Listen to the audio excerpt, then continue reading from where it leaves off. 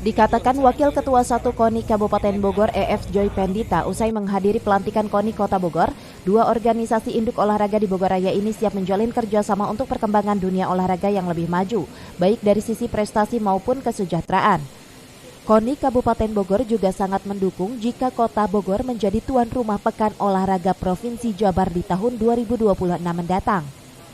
Joy berharap sinergitas kedua induk keolahragaan di Bogor Raya ini bisa terus terjalin dengan baik, terlebih menjelang perhelatan olahraga bergengsi setanah Pasundan.